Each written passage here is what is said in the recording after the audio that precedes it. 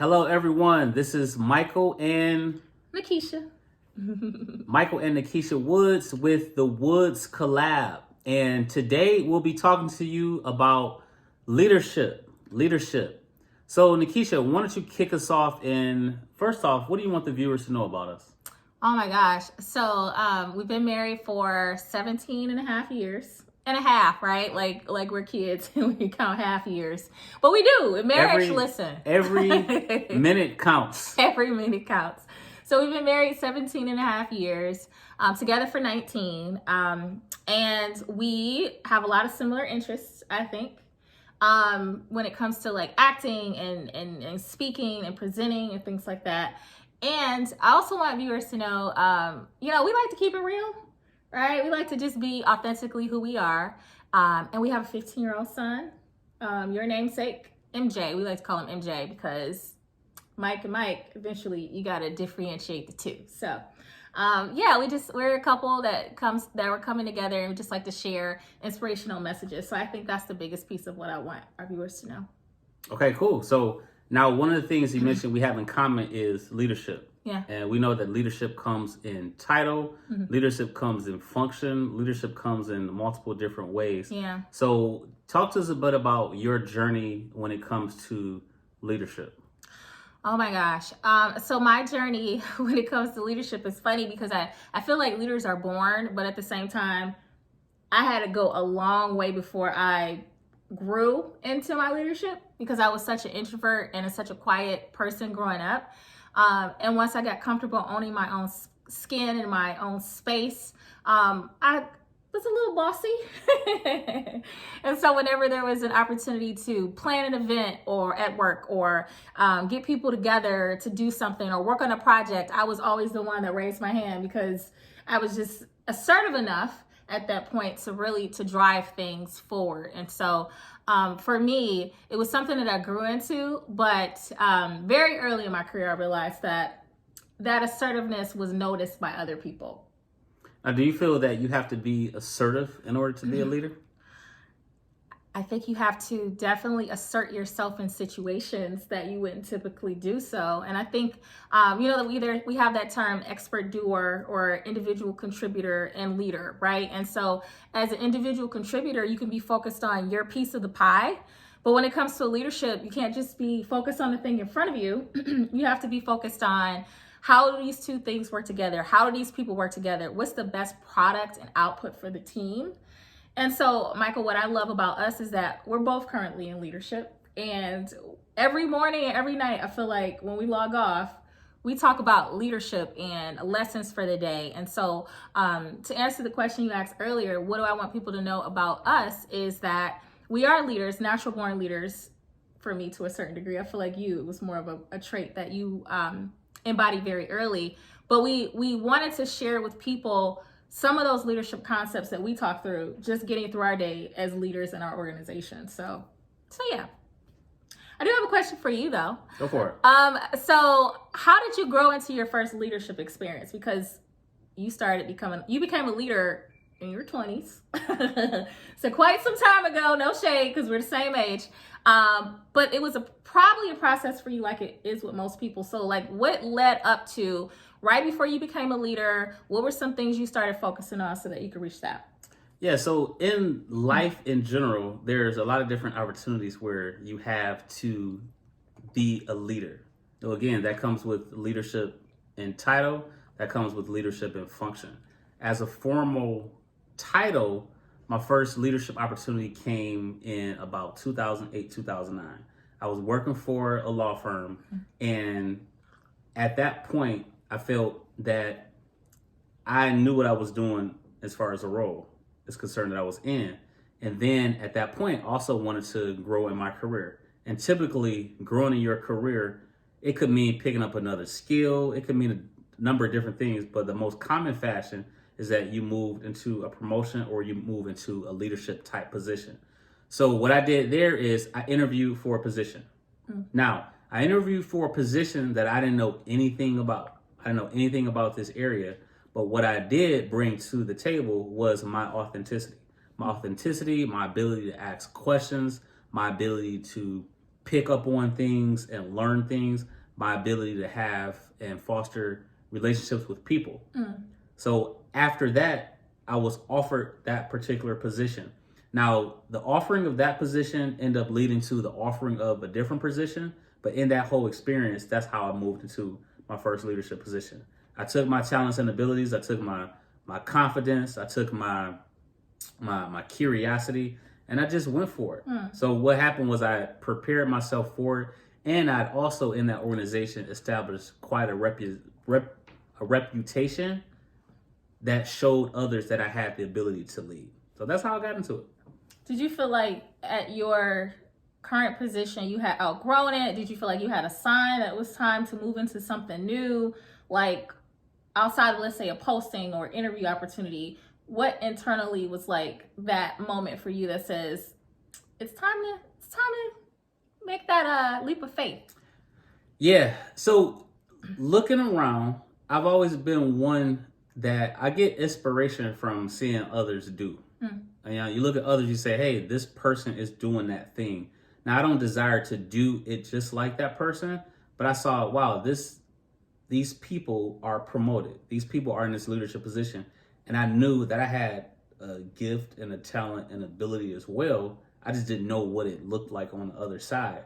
So in my role at the time, before I moved into that position, I had thought, hey, I could do that too. So it just came down to a matter of trusting in myself, trusting in my abilities. And I just really straight up went out for it. I kind of felt, and also felt that did I outgrow it? I did outgrow it for a bit. I was quite comfortable in that spot. And I said, hey, you know what? It's time to take the next step. Let's just go out for it and let's see what happens. And so the rest is history. Yeah, you found yourself in that spot. And I can relate to that, where it's like, it's time to challenge myself to do something else. Yeah, because you could sit there in the current role and be just very comfortable. I was able to come in, I was able to do my job, I was able to do my job fast, I was able to do my job well, and I was able to go home. But at the same time, when it all said and done, we also want to make more money. For those of that work the typical 9 to 5, which we do both. In that business, you want to make more money. And a lot of times in being able to make more money, you have to go out for some of these different roles. And for me, that was an avenue for me to get there. Yeah, I mean, keep it real, because at the end of the day, you know, we are involved in these platforms and these work experiences for more money, right? And so although there's that principle of leadership that we're thinking about, and on the flip side of it, it doesn't always come with more money, which I also found interesting when I went into leadership. So, yeah. That is true. That's why it is something that is to be desired. At the same time, it is not for everyone. So when I talk to people and they say, hey, I have no interest in leadership, early on, you might look and say, wow, or why not? But then as you get into leadership, you realize that, okay, you can start to respect that perspective. So it comes with a lot of work on the other side. But with a lot of work that comes with the leadership spot, out of all of the years that you've been in leadership, and I'm talking about you've had the formal title of leadership, or you may have been a leader without the actual title, what would you say is the most important principle? Oh my gosh. Most important leadership principle. Yeah, so I'm like an emotional intelligence nerd. And I say that because it was that thing that when I was in leadership the first time, because I've been in leadership off and on for many years, but the first time, it was that missing piece that I didn't know existed. And then I started doing training and development around emotional intelligence and started doing research on it. And then I studied it in school. And it was like, yes, emotional intelligence. And it's really about not thinking about your emotions as a bad thing. Because we come from the same school, same generation, where it's like, you keep your emotions out of the workplace, you show up, you do the thing, and you basically act like a leadership robot because that's what people expect. And then I found myself in a really tough situation where I was go, do, and I wasn't focused on me and what I needed as a human, trying to keep my emotions out of the workplace. And so it caught up with me. It definitely caught up with me, and I had some very stressful, overwhelming situations that took place. And so understanding that emotions cannot be separated, it's the thing that keeps us separate from robots or animals for that matter. And really just how do they show up, right? Like how do they show up in different situations? If I find out something that's going to negatively impact my team or something that I don't agree with, how do I internalize it? But also, how do I make sure that it's in front of me well enough that I can process it in a way that's productive? Because another piece of emotional intelligence is that self-management piece. And if you just go, do, then you're not really understanding that at some point you might pop off, you might go off on somebody, you might roll your eyes at somebody, and then the way you're showing up negatively impacts you. And people remember that, right? And so I recently heard someone say something like, it takes a whole lifetime to build up your career, but only one bad situation to break down who people perceive you to be.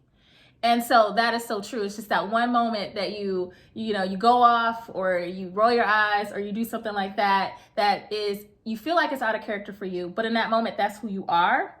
And so the emotional intelligence piece, when it comes to self-management, but also social awareness. Listen, social awareness is that piece where if someone is uncomfortable and you're having a conversation with them, do you notice? Do you take that pause and do you say, are you okay? Or if I'm giving you some information, just really being aware of how someone else is feeling. And then the last piece of emotional intelligence is relationship management. So how do you push through to make sure that your relationships are healthy? The people that you work with, the people that you work for. So I highly recommend to anyone who's watching this podcast, Emotional Intelligence 2.0. We are not paid sponsors for that book, but it definitely was a game changer for me when it comes to all things emotional intelligence. So how do you, if someone is in leadership, I could see how that would play a role. For one who is not in leadership yet, what do you suggest for them to do to be able to take that skill set into the position that they desire? Yeah, I feel like you and I talk about it all the time, but presence, right? We talk about it all the time because it's how are you showing up every single day, whether you like what you do or whether you hate what you do. Like, how are you showing up? And so going back to like self-management and being aware of your emotions, like how are you showing up? And so that presence that someone has, like, do you do something great and do people know about it? And it's not bragging, right? It's not bragging at all. It's really just, do you have enough confidence to let people know what you're capable of? Do you get yourself that exposure that you need? Do you explain to other people the impact that you're making? When you are having some moments of weakness, how do you pause, think, and act before you move to the next thing? Or do you find yourself getting in trouble? And so that's the thing that we're looking for, because at the end of the day, it's, you're a leader as well. Like when we think of a project, who's the first person that comes to mind? Right? Is it the person that, in a virtual space? Are they always off camera? Or is it the person that's always raising their hand and volunteering so that they can take on more, right? So that they can grow and stretch themselves and develop themselves. And so that presence is like, do people remember you when you're not in the room? I think that's the biggest piece. But I am curious to know what your thoughts are, because I know we talk about this stuff all the time off camera. But I know you also have some really interesting perspectives around it. Yeah, I do agree with the emotional intelligence for sure. I think it's definitely a tactic that you can use to your advantage. The self-awareness is key as well, because if you can see how others may see you, that sets you up for success. That was actually one of the tactics that I used to get back into leadership, as far as that self-awareness piece, even looking at the perspective of other people. So you work with all sort of different people in an organization, and there are certain expectations. So at first, for me, at one point, it was like, okay, let me come in and let me do my thing. I know what I'm doing. But when I found out that sometimes that doesn't work, you have to stop and maybe look at it from the perspective of other people and say, okay, well, maybe they're looking at it this way. Maybe they have this particular need. So when I started to realize that others have this particular need, I was able to then respond to that. But one of the key principles I have is actually a principle that my dad had shared with me all throughout school when I was younger. And it took me a while in a corporate setting to start to apply that. It was just being curious. It's just being curious, asking questions. Sometimes when you get into a room or you have a certain expectation on you as a leader, as a person who's not a leader, sometimes you're hesitant to ask questions because it comes with a certain level of vulnerability. Because asking questions is basically saying, hey, I don't know the answer to that. Yes. Hey, can you give me a little bit more clarity? I don't know. Admitting that I'm not the expert for this thing that we're talking about right now. But when you ask questions, one of the things you start to realize is that people respect that. People respect that. That helps to bridge communication gaps. So asking questions is something that has set me up for success as a leader, because it puts me in a position where now I can move around. Now I can move, because by asking questions, I give even others the confidence that if I'm put into a situation where I'm owning the responsibility to execute on the task, even if I don't know the answer, I'm going to go out and ask the question and get the answer, which is going to in turn set me up to be able to execute on those things. So that's just another tactic that I use. Yeah, and I think that's also that self-awareness to know what you don't know, right? And I think that when it comes to self-awareness, we really have to keep in mind that there's vulnerability with finding out what your strengths and your weaknesses are. And I think sometimes we all have known people who don't know their weaknesses, right? Or they don't want to admit to them, and they might lack a little bit of self-awareness with that. But I have always found, going back to what you said about asking questions, is ask people for feedback, right? I'm constantly asking people for feedback. What can I do better? What did I miss? Am I missing anything? Like, how can I grow myself? And sometimes it might sting a little bit, or maybe it's not something that you see, but it's something that someone else sees. So let me ask you this right there. What would you say is give us a key piece of feedback that you've received in a professional setting that you were able to take and you were able to run with in your leadership journey? Yes. So I had a teammate. It was actually as I was growing back into leadership, because I took a step back for a little bit. And growing back into leadership, I had a teammate give me feedback, and she said to me, you're asking really, really great questions, but give us the why as to the question.